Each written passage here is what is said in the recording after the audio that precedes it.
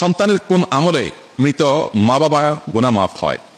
খুব সুন্দর এবং প্রয়োজনীয় একটি প্রশ্ন। মাশাআল্লাহ। সন্তানের কোন কোন আমলে মা বাবার উপকার পায়?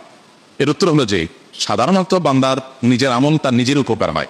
আল্লাহ বলেছেন লাইসাল ইনসানি ওয়া লাইসাল ইনসানি ইল্লা মা সাআ। মানুষ নিজের জন্য যেটা পরিশ্রম করে কামাই করেছে, উপার্জন করেছে, সওয়াব আহরণ করেছে, এটাই তার। আরেকজন তারটা কামাই কোনো দিবে না, দিতে পারে না। এটা হলো সাধারণ কথা। কিন্তু মা বাবার ক্ষেত্রে সন্তানের কিছু কিছু আমলের প্রভাব মা বাবার মৃত্যুর পরও তাদের উপর পড়ে। তার ভিতরে প্রধানতম আমলগুলো সন্তান নিজে যদি ভালো কাজ করে এবং পাশাপাশি বাবা মার জন্য দোয়া করে, এইটা বাবা মার জন্য অনেক বেশি উপকার হয়। নিজে ভালো কাজ করে, পাঁচ ওয়াক্ত নামাজ পড়ে, হারাম হালাল মেনটেন করে চলে, মানুষ অধিকার করে সচেতন থাকে, নিজে ভালো মানুষ হওয়ার পাশাপাশি মা বাবার জন্য দোয়া করে, এটা মা বাবার জন্য অনেক উপকার আসে। আমরা সে হাদিস অনেকেই শুনেছি বারবার। নবী সাল্লাল্লাহু আলাইহি ওয়াসাল্লাম বলেছেন ইযা মাতাল ইনসানু ইনকাতা আনহু আমালু। মানুষ যখন মারা যায় তার আমলের ধারা তার থেকে বিচ্ছিন্ন হয়ে যায়। ইল্লা আন সালাত। তবে তিনটা আমলের ধারা মানুষের মৃত্যুর পর বন্ধ হয় না।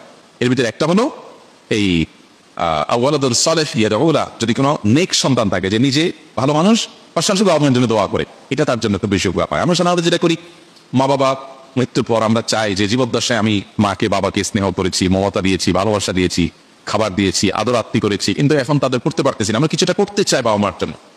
করতে চেয়ে আমরা কি করি, হুজুরদেরকে দিয়ে বা অন্যদেরকে দিয়ে দোয়া করাই। আলহামদুলিল্লাহ, অন্যরা দোয়া করলে উপকারে আসতে পারে। কিন্তু সবচেয়ে বেশি উপকারের কথা আপনি যদি জানতে চান যে সন্তান এর কোন আমলটা মা বাবার সবচেয়ে বেশি উপকার আসে, তাহলে আমি বলবো যে নিজে যদি নেক আমল যতটুকু পারে করলো, পাশাপাশি দোয়া করলো, এটা মা বাবার জন্য বেশি উপকার আসে। পুরো হাদিস থেকে আমরা জানতে পাই যে কোন কোন কবরবাসীকে আল্লাহ তাআলা জান্নাতের যে নেয়ামত তাকে ভোগ করাচ্ছিলেন, এটা তার ক্লাসটা উন্নীত হয়, আপার ক্লাসের নেয়ামত সে পেতে থাকে।